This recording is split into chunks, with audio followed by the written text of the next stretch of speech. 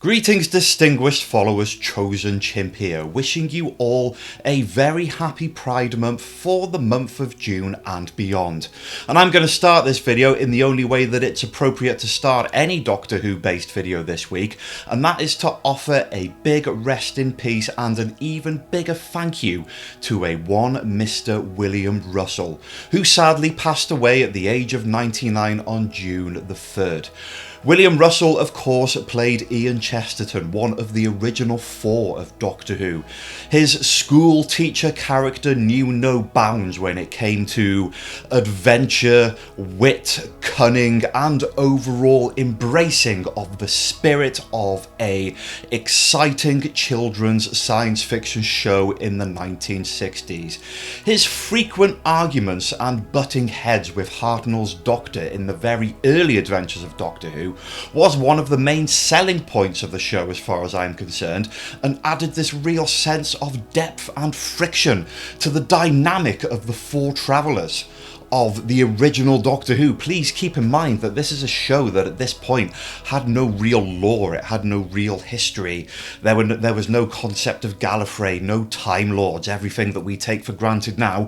It wasn't there. It was just a science fiction adventure about an old man travelling through a spaceship with his granddaughter and two human contemporary school teachers who were constantly trying to struggle and keep up with these otherworldly experiences, but at the same time embracing the adventure that came with those. And Ian Chesterton, in every scene he was in every situation that character came across, the character always portrayed this boundless sense of excitement and joy and charisma, just really getting into the spirit of the show and the identity of the show. And this is down to the wonderful, wholehearted, passionate performance of William Russell. And William Russell, of course, returned to reprise his role for Big Finish as Ian Chesterton many a times, and even voiced Hartnell's Doctor himself, because he knew his colleague that well. So his contribution to Doctor Who is probably a little bit more detailed and a little bit long-lasting than some Doctor Who fans might perceive, and he also reprised his role as Ian Chesterton for a brief and absolutely wonderful cameo in 2022's Power of the Doctor. It was lovely to see him again. Back then, one of the guys that has been in Doctor Who since its very beginning, still there right at the end in 2022. I absolutely love Ian Chesterton. He's always been one of my favourite companions. On this channel, I've lent into the gimmick of criticising Ian as a person for being a half-wit, and it was just pure love. Just that boyish, adventurous spirit that he captivated. It's absolutely charming. So, yeah, heartbroken, sad that he is no longer on this world, but I'm just going to end by offering my love and condolences to his family, his friends, and his work colleagues, and by saying rest in peace and thank you so much for all the fun memories, William Russell. So, here we are. This is it. Rogue, the third to last episode of this series of Doctor Who. We have been on a long-lasting streak, I think, of very captivating episodes, which has provided more drama and more twists and more bang for its buck than I think a lot of us were expecting initially. And next week we are going into the two-part finale, which looks to be pretty special. So we've got this kind of intermittent period where there's something of a filler going on, and that filler is in the form of Rogue. And what do we get from Rogue? We get a combination of costume drama, comedy, birds, romance, and yeah, I mean, let's dive into it. So I am going to absolutely dissect this episode, so spoilers abound. If you haven't seen it and you want to see it, then don't watch this, but then come back and watch the video and then just log off the internet for a week. So Rogue takes place in Bath, England, 1813, on a wealthy estate. The guests are smartly dressed and trimmer and more angular than my head after a visit to my local Turkish barbers. Everybody is dancing and partying and having a good time. But mysteries are afoot. Some shape-shifting creatures are causing murders, and there is a mysterious man brooding atop a balcony. The Doctor and Ruby are just there, having a dance. They're all dressed for the occasion, like you know they do now when they go to places. And they're in the spirit of the periodic setting, which, as Ruby states, is very Bridgerton. Immediately, that concept on its own is unfortunately lost on me. I'm just not the Bridgerton, Downton Abbey guy. It's not my thing. So, given that this was the period, you know, I love the old gritty sort of urban Victorian thing, you know, clockwork robots, T-Rexes, London. I'm all down with that. But this is kind of not particularly my flavour of ice cream. So in response to that, I was kind of hoping that we'd get a sense of just all-out anarchy and fun from this episode, and nothing in the way of too much self-indulgence as regard to the period. And I think it does a pretty good job of that, actually. Everyone's kind of talking and acting in a very theatric, over-the-top manner, which is actually in keeping with the what's the word, in the methodology of what these strange, slightly comedic villains are all about. But we will get onto that a bit more in a second. I just want to say, I'm going to just get this out in the open right now, because some people might have missed this, and I don't want anyone to miss this. I want there to be a full, across-the-board acknowledgement to one small moment in this episode. I can't not have people forgetting about this, okay?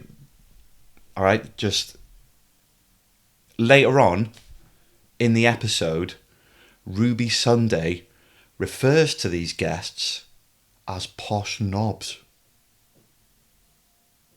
I love this new era of Doctor Who. She's got lots of great lines in this. She rebuffs the affections of Lord Barton and then meets Emily Grace, who's a bit of a quirky young lady, very absorbent and hyperactively excited about Ruby's otherworldly mannerisms. She's basically kind of like Mantis out of Guardians of the Galaxy. And it's during this meeting thereabouts that Ruby sees a painting of the wall of a one Susan Twist, and there is your cameo for the episode. Looks like we're going to get some resolution on that next week. Exciting stuff. But more importantly, and more pivotal to the main core romance angle thingy of this episode, is the Doctor meeting the mysterious Rogue, a very handsome chap with an American accent.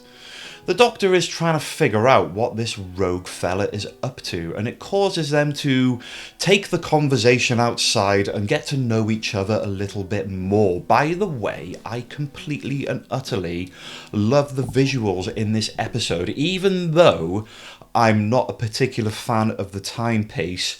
Everything is very bright and colour-coded to project this sense of fun and liveliness, all the costumes that people wear in the interior. And there's a very finite set of locations. Pretty much everything that you see in this episode is set in this house, in this dance floor, and a couple of National Trustee retreats, book library places where there's loads of plant life surrounding everywhere, and they go through it and have a conversation, and it's just really, really nice and pleasant to look at. Very dreamy visuals. Rogue, of course, is a traveller. He's not of this world. He is a bounty hunter who only cares about the money. But he's got a really cool spaceship that just looks like a giant bird, and it's got a cloaking device. Unlike the TARDIS, which kind of sits there awkwardly as a police box, which is Fun. Rogue explains to the Doctor that these creatures are Cholders, shape-shifting birds. He also points a big old gun at the Doctor and kidnaps him and takes him to his ship, which is a kind of messy, slightly clunky industrial interior. There is some very witty and snappy dialogue between these two, and the performance of Rogue, I kind of think sort of won me over a little bit towards the end, but my initial perceptions of him were a little bit kind of like my perceptions of Ricky September in last week's Dot and Bubble. There seemed to be a bit of a kind of flat, sort of deadpan delivery, which is very, I don't know, sort of jarring compared to, again, the exuberance of Ruby Sunday and the Doctor. But the other supporting characters in this episode, the villains mainly, they all give out a sense of quirkiness, which makes Rogue's character seem a little bit moody and overly serious, just for the sake of it. I mean, I guess that's sort of the point. That's how you're supposed to see him initially. I just kind of think when they introduce people who are pitched and set to play a more pivotal role later down the line, that there just needs to be a little bit more going on in the character department. A small gripe, I guess, because he is very well performed, and the snappy comebacks between him and the Doctor are very quick and very rapid. The Doctor is basically held captive on his ship because Rogue believes that he is one of the Cholders, because the scanner has revealed him to be a shapeshifter, which is true to a degree. And as he's about to zap the Doctor, and there's this funny little bit where he's using the sonic to secretly unveil his Kylie Minogue song that he's got blasting out the speaker, and there's a bit of back and forth there. It's all good fun, it's all very witty, it's all very well done, and yeah, so the Doctor basically takes out his psychic paper, which simply reads "You're hot," which is also pretty funny. And then he, just as he's about to get zapped by this machine that is counting down from 10, he frisbees it to the scanner, so the scanner can do a full-blown analysis of the Doctor, and all of his previous incarnations appear in a sort of carousel moving thing from Jodie Whittaker's Doctor through the roster of Doctors, not exactly in the correct order, and you've got Richard E. Grant there as well. Nice to see the Great Intelligence making an appearance. No, I get it, I know. He was in the animation and he played the Doctor in Curse of Fatal Death. I can understand Dr. Ruth being there. She's part of the history. This is a very sudden declaration that Richard E. Grant's Doctor is part of the canon, and why this in particular was settled on is a bit of a mystery to me. I wonder if this is something they might elaborate on later down the line. By why that particular one, when you really want to break it down, there has been so many interpretations of the Doctor by various people in various forms of media, I suppose. I mean, does David Warner's Doctor Unbound get a look in? Of course not, because BBC doesn't officially recognise Big Finish content in any of its storytelling. But I don't know, was this necessary to have Richard E. Grant there? I don't quite, don't know, I think it seems a bit slapdash just throwing him in there. It's just, I don't know, didn't really fit. Can't quite put my finger on why that frustrated me, but there we are. It's not the end of the world, it's fine. So he manages to convince Rogue that he is actually a fellow traveller, albeit a different one, and it's at this point that he takes Rogue to the TARDIS, and now it's him showing his ship, and obviously Rogue is blown away because it's bigger on the inside, etc, etc. By this point, There's no doubt about it, they are having a good old flirt, and the Doctor is in love with this man, and this man appears to be reciprocating. I immediately start to think about a big sprawling retrospect of all of the Doctor's previous romances, be they large and small. There has been many examples, when you break it down, of the Doctor courting and flirting with various characters, and this can be traced right the way back to the Aztecs and William Hartnell's Doctor and Kameka with her beans of love, if I remember that correctly. It was a while ago that I made that video. And I'm thinking to myself while this is going on, this is a Doctor that is very learned, and he's had his planet destroyed again. You know, all this stuff has happened. He's very, very quick to open himself up to this person who is very new and very fresh on the scene. He's only known him for a handful, but I don't know, I suppose it can be accepted that the Doctor just knows, that he just feels it, that he's in love with this man and he's running with it. I guess that is kind of in the spirit of this new Doctor. I suppose that it's part of the change in attitude towards life that he was explaining to David Tennant's Doctor in The Giggle, that he needs to stop running and embrace life and have a bit more fun.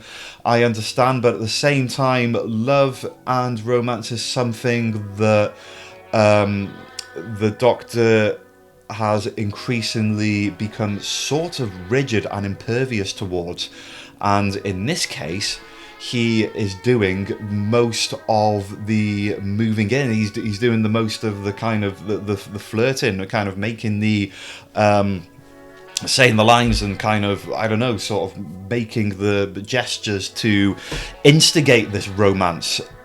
So it's interesting, but I'm just watching this at the time and I'm thinking to myself, maybe this is happening just a little bit too quickly. But let's move on. So we get back to the party, and it has been agreed with Ruby and the Doctor and with Rogue and Ruby's new best friend, Emily Beckett, that these Cholders thrive off of theatrics. They thrive off of drama.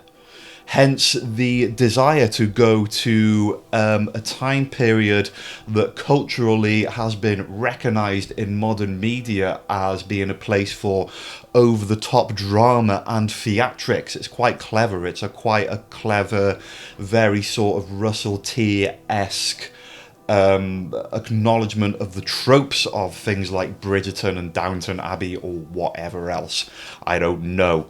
And how that can be utilised in a science fiction setting. These Cholders love the drama, basically. They love the over-the-top theatrics. Oh yeah, probably worth noting as well before we get into this next portion that when the Doctor and Rogue are on TARDIS, they exchange stories of loss. The Doctor ascertains that when he's on Rogue's ship, that this ship was supposed to be piloted by 2 people, and obviously Rogue's just one man, so he finds out when they're in the TARDIS that Rogue had somebody else, and that person is no longer there, and then the Doctor explains how he lost everything. So that creates a kind of bond between them, and they get a bit close and they get a bit intimate. And anyway, boom. So here we go. We are in the dancing portion of the episode where the Doctor figures out that he needs to create an extra bit of drama and scandal to goad these creatures out of hiding. And what can be more scandalous than 2 men in the 1800s having a dance together in public? I don't know why the lights dimmed either. But not only to have a dance in public, but then also break out into an argument that then leads into a proposition. This is a kind of the kind of fiction bleeding into reality, the running theme that we saw, albeit under a different circumstance, in episode like The Devil's Court. This thing that it's a play, but then it's not a play because the emotions spill over and gets real, and the Doctor genuinely doesn't know what to say when this man proposes to him and offers him the ring, and in being so dumbfounded, he kind of walks out of the dance hall, which plays into the very theatrics that he was trying to create in the first place. So good-o. They go into the gardens and the birds chase them out. There is 4 of them and they reveal their true selves, and they are basically angry birds. Pretty much. Look at that one. Yeah. The Cholder are indeed a very playful type of villain. They thrive off cosplay so much that they are planning to cosplay planet Earth to death. They will infiltrate kings and governments and pit countries against one another to create war and devastation and bring planet Earth into ruins. A clever idea in essence, I suppose. However, given the amount of times that Earth has been invaded, or at least attempted to be invaded by alien civilizations, you're going to have a hard time convincing me that this is the one that's actually going to break through. Anyway, I don't suppose it matters too much. These are entry-level villains after all, and they are clearly above their station. And I do wish the episode would keep that in mind later down the line. You see, Emily turns out to be a Cholder as well. She's the 5th one. And so she kills Ruby and imitates her. No, I wasn't convinced either. Not even for a second. And this, distinguished followers, is unfortunately where the episode begins to unravel for me a little bit. I was having quite a lot of fun up until this point, and then certain things happen which frustrate me deeply. So the Doctor is leaning over the balcony with Rogue, and he sees that the cat has been let out of the bag in terms of these being alien birds, and everyone is screaming and running away, and they are in full face reveal mode, and they have Ruby amongst their ranks doing all the twitch and all the cosplay tropes to convince everyone that she is a bird too. So what does the Doctor do?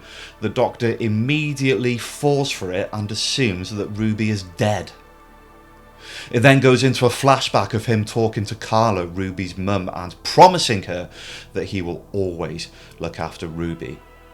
He implies to Rogue that he is going to act revenge by inferring that for the 600 years that these creatures live, they are going to spend that time suffering. And I've got to tell you, man, I absolutely hate it when stories do this. I really can't get on board with the whole one main character thinks the other main character has died chestnut. Even when the audience are expected to play along with it, and the audience don't play along with it, they can't. They know full flipping well that Ruby is not dead, because you know she's going to be in the finale. So that ruse is a dud. The Doctor's the only person falling for it. And I'm sorry, when the Doctor loses a companion, or when somebody does indeed die, it is an opportunity for the Doctor to project a great deal of emotion on a pivotal moment in the particular era of that show. And when you do a angle when that opportunity comes around falsely, you waste that opportunity. 2 things happen. He displays that drama for no reason, which is frustrating, and secondly, he doesn't do it properly as he would do if it was something that was actually going to happen. Because he cries, yeah, he swears revenge, yeah, but then he goes into the dance hall and immediately starts doing the whole I'm the Doctor, I'm unbound thing, you know, just bouncing off the walls, doing all the funny one-liners.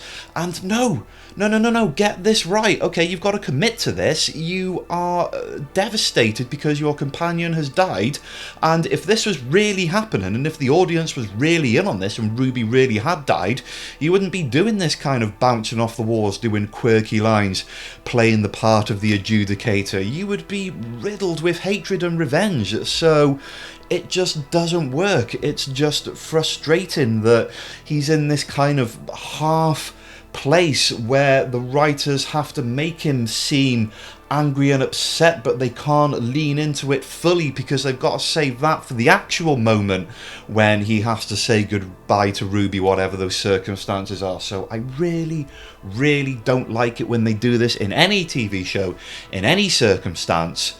And if a character does die but they haven't died, then the writers have to do a hell of a job and go a hell of a long way to convince the audience so they are on the exact same page as the character that is going through that level of grief. Otherwise, it just doesn't work. Okay, so he traps him in the triangle trap thing that will warp him into another dimension far, far away. And Ruby immediately splurges all these details about her life that only the real Ruby could know. And the Doctor, he's quick on the pulse in that regard. So he suddenly realizes that, yeah, it is the actual Ruby, but now he's got her trapped.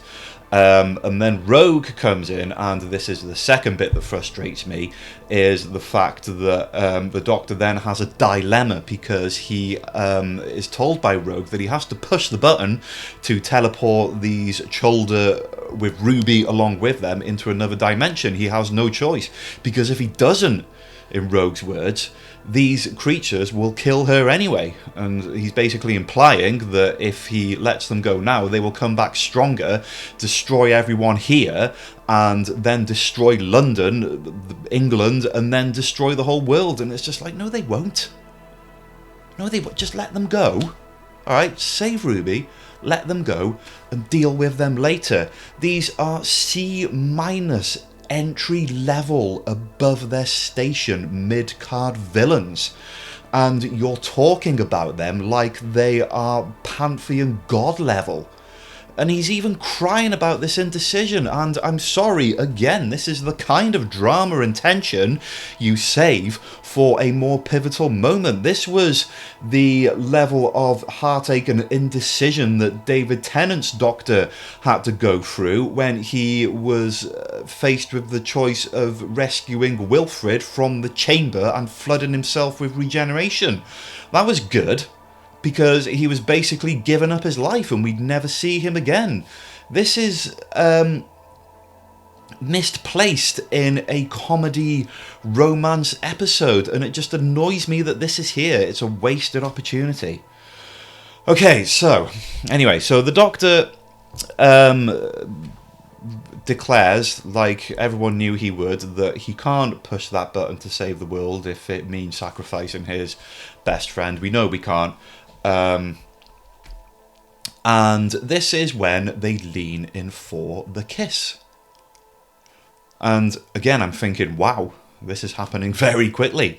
So there is no, there's no misunderstanding as to what this is.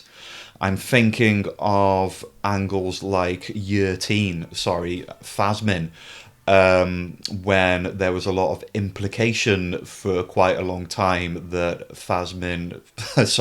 Yasmin and the Doctor were sort of in love with each other, but it was never quite acknowledged to its full extent, so it was open for interpretation. But that's not the Russell T Davies way. The Russell T Davies way is to lean into the kiss and then actually have the kiss. So here we go, and this is a very pivotal moment. It's a beautiful moment, and I'm still kind of wondering if this is something that has culminated too quickly in the expanse of just one episode, in a segment that has sent my head wobbly because some of the other plot angles have frustrated me somewhat. And I'm thinking about stuff like my all-time favourite romance in Doctor Who, which is the River Song angle, which is complicated and timey-wimey, but I absolutely wholeheartedly adore everything about that romance between River Song and the Doctor. From the very beginning to the very end, I absolutely just it just inspires me, captivates me, makes me feel all fuzzy inside. I love it, and I love all the moments and all the episodes that people dunk on. I love The Angels Take Manhattan. I love the Wedding of Rivers. No, not the Wedding of River Song. Whichever the one with Peter Capaldi and Greg Davis is, that one. I even love that one too. I love the whole Expanse beginning to end, A to B or B to A, depending on what order you decide you're going to watch these episodes. However, there is something more important going on here.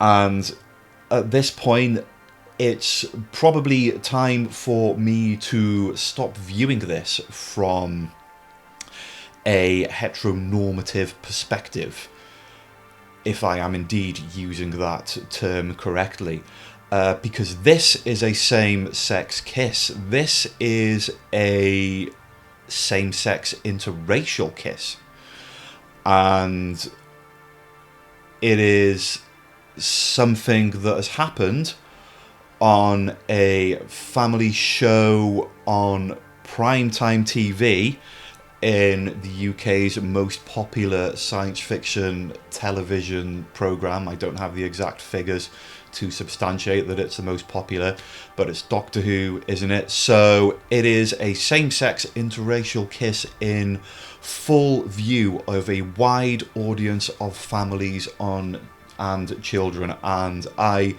perceive this to be in itself nothing other than a good thing.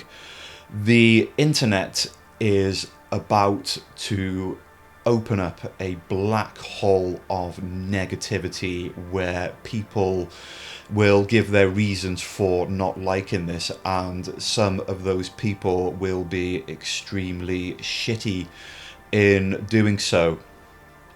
And there is no better quote, there is no better statement that you will hear on the internet than the one that I am about to give, and I will not take credit for it. This was something that my good friend James, love you bro, said to me this morning, and he said to me that I wish there was this kind of representation when I was younger, because it could have prevented a great deal of internalized homophobia and allowed me to become my true self a bit earlier on in life. And there it is. That is the power of it. That is the truth of what is going on here in this same-sex interracial kiss, in this gay kiss, is that it has the power to allow young gay people to see this and to be assured, reassured and comforted that this is a good thing, that this can be, for lack of a better term, normal.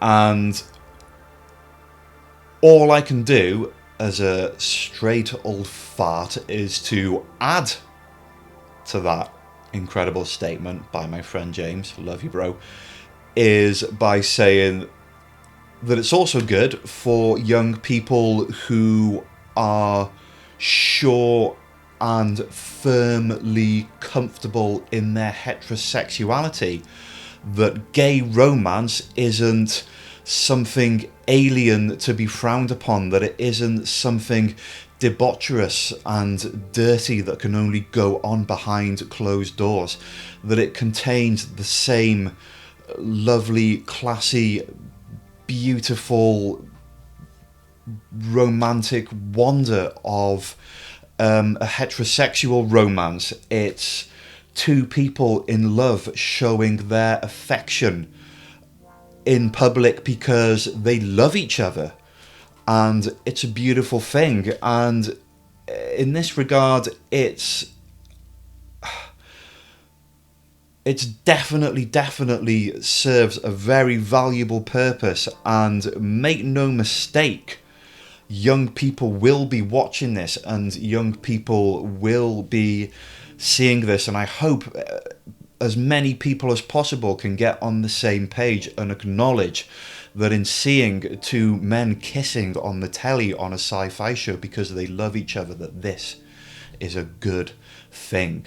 Were I in charge of writing this particular angle, were I in charge of this branch of the storytelling, I might have made these two characters work a little bit harder for this moment. I think I might have created a bit more of a dance, and I don't mean a literal dance. I mean, there would have been maybe a couple more episodes of back and forth between these two.